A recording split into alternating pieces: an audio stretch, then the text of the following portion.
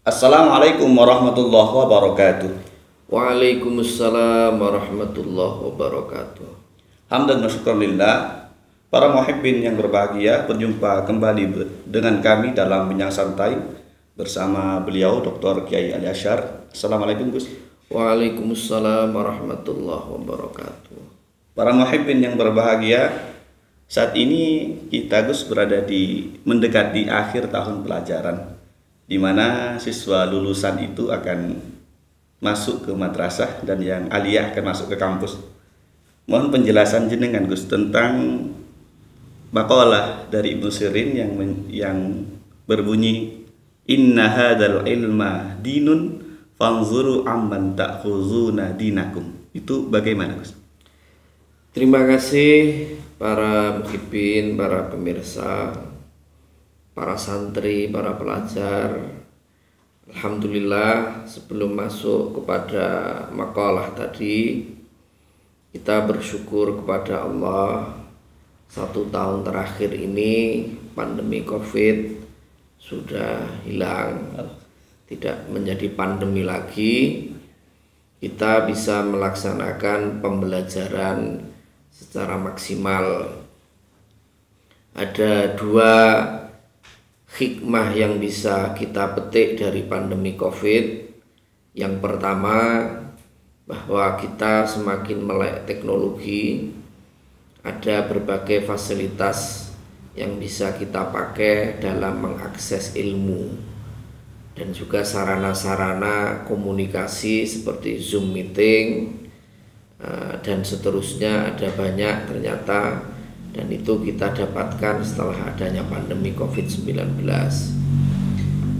Yang kedua yang perlu kita syukuri sebagai manusia adalah tertutupnya kembali lapisan ozon, sebuah lapisan di atmosfer kita yang bertugas melindungi seluruh makhluk hidup di bumi ini dari terpaan langsung sinar matahari yang negatif. Jadi sinar matahari itu ada, di samping manfaatnya yang banyak, juga ada beberapa lapisan negatif yang itu disaring oleh lapisan ozon.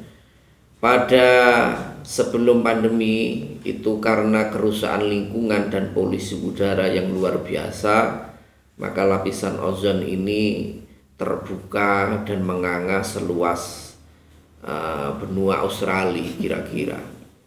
Tapi setelah 2 tahun kira-kira pandemi itu, lapisan ozon ini menutup kembali secara sempurna. Ini yang tidak banyak diketahui oleh manusia, dan itu harus kita syukuri.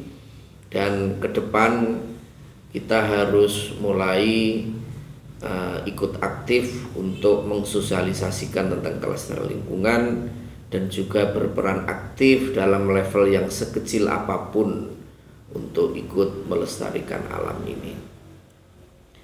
Terkait dengan rutinitas setiap tahun menjelang awal pendidikan, itu yang pertama, dari makalah Ibnu Sirin tadi dikatakan bahwa ilmu itu bagian terpenting dari agama. Jadi ilmu itu bagian terpenting dari agama. Dan perhatikan betul dari mana Anda mendapatkan ilmu atau mengambil agama itu. Dari mana? Man di situ bisa kita maknai sebagai individu guru, bisa kita maknai sebagai lembaga. Anda harus betul-betul perhatikan dari mana mengambil ilmu itu. Nah, saran saya, modal orang hidup di dunia itu ada 2. Nomor 1 adalah agama, yaitu agama Islam. Yang kedua akhlakul karimah, tata krama, etika atau karakter bahasa sekarang. Jadi manusia itu yang pertama kali harus dikenalkan dengan agama. Yang pertama dalam agama itu akidah, bahwa Tuhan itu satu. Kemudian dikenalkan kepada nabinya, yaitu Rasulullah Shallallahu Alaihi Wasallam. Kemudian dikenalkan dengan karakter-karakter yang baik. Karena modal manusia kalau agamanya sudah baik, karakternya sudah baik, ilmunya sudah punya, maka dia bisa hidup di manapun dia berada. Jadi perhatikanlah lembaga-lembaga, dan alhamdulillah di Indonesia ini banyak lembaga-lembaga yang baik, dan tidak ada lembaga yang ideal 100%. Jadi kita sebagai santri tidak boleh memandang bahwa lembaga kita ini sudah baik 100%. Kalau kita memandang bahwa lembaga kita sudah ideal 100%, maka berhentilah kita untuk berkembang. Sama sebagai seorang manusia, kalau sudah merasa ilmunya sudah cukup, maka berhenti di situ. Kita harus merasa bahwa ilmu kita itu masih sedikit, karena hakikinya memang masih sedikit. Ini kritikan juga bagi semuanya. Yang sudah S3 jangan merasa bahwa ilmunya sudah sundul langit gitu ya. Tidak. Yang sudah mondok di pondok salaf sudah merasa cukup ya. Sudah pinter bahsul masail sudah merasa cukup, tidak. Ada banyak ilmu-ilmu yang belum disentuh oleh dunia pesantren. Ilmu kedokteran pesantren juga tidak mempelajari, karena ilmu orang-orang pesantren khusus mempelajari tentang ilmu-ilmu agama. Maka kita harus mendorong lulusan-lulusan pesantren yang cerdas-cerdas harus mengembangkan keilmuannya. Para hafid Al-Quran jangan hanya merasa cukup kalau sudah hafid sudah masuk surga lah. Tidak boleh, dia harus dikembangkan sebagaimana masa kejayaan Islam tempo dulu. Hafid Quran mengembangkan ke fakultas kedokteran, hafid Quran mengembangkan ke fakultas pertanian, hafid Quran mengembangkan ke biologi, ke kimia, ke fisika, ke astronomi, ke linguistik. Jadi ada ribuan ilmu yang belum kita kuasai. Jadi kita harus terus berkembang, terus berkembang, terus berkembang. Oke. Gus, terima kasih penjelasannya. Kalau dulu kita baca buku dan juga sejarah, itu para imam langsung belajar pada imam, itu Imam Syafi'i langsung pada Imam Malik dan sebagainya. Tapi dalam konteks saat ini kita akan belajar di sekolah seperti tadi, man itu bisa pada madrasah. Lalu adakah tips yang lebih mengerucut, apa yang perlu diperhatikan dari kampus atau madrasah sebelum kita masuk ke situ, Gus? Yang pertama, potensi yang ada dalam diri kita. Kita ini kecenderungannya kemana, bakatnya kemana. Kemudian yang kedua, sesuaikan juga dengan kemampuan diri dan orang tua. Jadi bisa jadi kita ini punya harapan besar di fakultas kedokteran misalkan, tetapi hari ini faktanya masuk fakultas kedokteran itu mahal. Maka kita bisa ya mengalihkan ke fakultas-fakultas lain yang kita minati. Kita tidak boleh kemudian kecewa dan putus asa. Bisa jadi karena jalan takdirnya Allah itu berbeda dengan keinginan kita.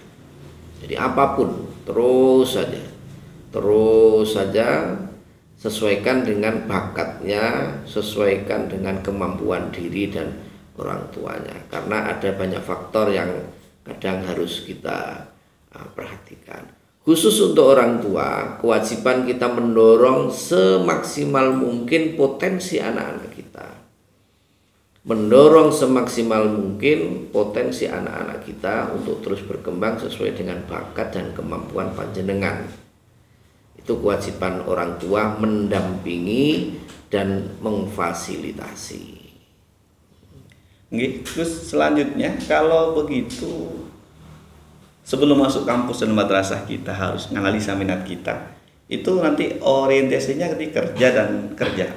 Bolehkah kita memilih sebuah prodi ataupun program studi itu karena ingin bekerja?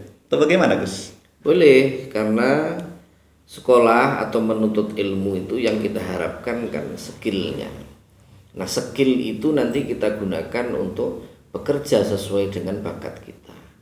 Jadi saya boleh merencanakan saya akan bekerja di dunia pendidikan, saya akan bekerja di dunia kesehatan, saya akan mengembangkan diri di dunia bisnis, saya akan mengembangkan diri di dunia perkapalan, saya akan mengembangkan diri di berbagai fund yang ada. Itu boleh. Bahkan menurut saya bagus kalau memang apa yang kita minati ini kemudian kita kembangkan skill kita melalui sebuah lembaga. Kenapa? Karena endingnya itu pasti di titik kemanfaatan. Terjun di dunia pendidikan juga bernilai manfaat. Terjun di dunia kedokteran dan kesehatan juga pasti ada nilai manfaat. Terjun di dunia kedokteran, di dunia penerbangan, di dunia perkapalan, di dunia pertanian, di situ ada sisi-sisi manfaat yang disediakan oleh Allah yang bisa kita abdikan. Semua diperlukan oleh manusia, maka titik sini kita tidak boleh sombong. Dan sebagai koreksi kepada diri kita sebagai santri, sering kita ini sebagai santri itu muncul rasa sombongnya. Bahwa kalau kita sudah masuk pesantren sudah cukup, tidak. Mengembangkan ilmu itu penting, mengembangkan ilmu. Kalau di dunia pendidikan ada pengembangan kurikulum, itu penting. Jangan merasa cukup dengan kurikulum yang sudah ada, tapi kita kembangkan. Tidak cukup orang itu hanya belajar kitab saja, tidak cukup. Kalau soal makan, makan. Soal makan itu makan, ayam saja tiap hari menggerakkan badannya makan. Tapi sisi kemanfaatan kita nanti akan sedikit. Kita butuh bekerja sama dengan orang-orang kedokteran. Kita butuh bekerja sama sebagai pendidik ini dengan orang-orang di luar fan kita untuk menciptakan manfaat. Karena dunia pendidikan tidak berdiri sendiri. Dunia pendidikan terkait dengan alam lingkungan semesta apa sekitar. Kalau lingkungan sekitar kita rusak, dunia pendidikan kita juga terdampak. Kita mau berangkat haji juga butuh orang-orang yang bekerja di bidang penerbangan. Jadi di bidang penerbangan itu juga penting. Nah, kita tidak boleh sombong bahwa yang paling tinggi levelnya itu santri, tidak boleh. Ya, kalau tidak ada penerbangan akan susah sekali. Kita juga perlu dunia-dunia perdagangan, nah, gitu ya. Orang-orang yang berbisnis banyak di sarana transportasi. Orang-orang yang mengembangkan bisnis di dunia jalan tol, kita perlu semua. Setelah ada jalan tol kita merasakan enak, nah, ya. Setelah transportasi menjadi lancar kita enak. Jadi ada ribuan fund di dunia ini yang perlu bekerja sama. Tidak ada satupun orang, tidak ada satupun lembaga yang bisa menciptakan lulusan yang bisa mengcover semua kebutuhan di dunia, tidak ada. Yang dokter tidak boleh sombong bahwa dokter itu profesi yang nomor satu, yang lain itu di bawahnya, tidak. Seorang kiai juga tidak boleh bahwa kiai adalah profesi yang paling mulia, yang lain nomor 2, nomor 3, tidak. Begitu juga profesi-profesi yang lain itu setara karena muaranya ada di titik manfaat. Nah, maka melalui bincang santai ini saya mengharapkan kepada santri yang mengkaji kitab, serius, semangat belajar, santri-santri yang sedang menghafalkan Quran, serius dan semangat dalam belajar dan terus berkembang. Jangan cukup menjadi seorang hafid Al-Quran saja, tapi harus ada plusnya. Jangan cukup menjadi santri saja, tapi santri yang plus, ya. Santri plus pengusaha, santri plus yang ada banyak lah, plus-plus yang bisa kita kembangkan. Oke, terima kasih Gus. Mohon koreksinya, berarti kalau begitu tidak cukup menjadi santri yang hafal alfiyah, hafal Quran, hafal hadis, tapi mengabaikan hal-hal lain gitu Gus. Ya, jadi ilmu yang kita dapatkan di pesantren itu kan sebagai sarana yang ujungnya manfaat. Yang ujungnya itu manfaat, tidak cukup. Jangan merasa bahwa profesi yang Anda lakukan itu sudah cukup. Nah, tidak, kalau demikian nanti manfaat yang kita timbulkan itu akan sedikit. Anda boleh fokus di fan hadis gitu ya, atau di fan ilmu alat, atau di fan tafsir misalkan. Tapi harus berkembang dong. Kalau tidak berkembang, tidak bekerja sama, maka nanti tingkat pemanfaatannya sedikit. Ya misalkan ada seorang alim tafsir yang sudah masyhur hari ini, Gus Baha misalkan. Andai kan Gus Baha ini tidak dibantu alat komunikasi yang namanya YouTube, maka ilmu-ilmunya akan kurang bisa didengar oleh orang banyak dan kurang menginspirasi orang banyak. Tapi karena ilmunya kemudian sekarang dibantu oleh murid-muridnya, diviralkan melalui YouTube, maka banyak yang kemudian mendengarkan. Dan bukan hanya itu efeknya, banyak departemen atau kementerian yang mengundang beliau, Departemen Keuangan, Bea Cukai, Perpajakan, sehingga nilai-nilai moralitas yang bagus itu bisa beliau tularkan. Andai kan tidak ada YouTube, maka tidak mungkin orang-orang Departemen Keuangan, Polri mengenal beliau, tidak mungkin. Nah, berarti dunia komunikasi juga penting. Ya. Nanti kan kita tidak boleh sebagai seorang santri kemudian merasa bahwa diri kita ini nomor satu. Orang-orang yang bekerja di dunia komunikasi itu tidak penting, tidak begitu. Semuanya sama pentingnya dan bekerja sama. Kekurangan kita ini di tingkat kerjasama. Karena di antara kelemahan pendidikan kita itu masih mementingkan kompetisi, belum kolaborasi. Jadi murid itu disuruh berkompetisi, ranking 1, ranking 2, ranking 3 dan seterusnya. Tidak dilatih untuk berkolaborasi dan masih mementingkan kecerdasan otak. Belum menghargai kecerdasan skill-skill yang lain. Nah, ini kelemahan dunia pendidikan yang harus terus dibenahi. Jadi kesimpulannya, Bincang Santai ini kepada para santri, kepada calon mahasiswa, kepada para pelajar, teruslah semangat, cek dan koreksi dulu lembaga-lembaga yang akan Anda masuki, dan kepada orang tua terus semangat mendampingi anak-anaknya. Jangan khawatir tentang rezeki karena anak membawa rezeki. Jangan menghitung rezekinya Allah dengan kalkulator, tapi dengan keimanan dan keyakinan. Oke, terima kasih Gus atas penjelasannya.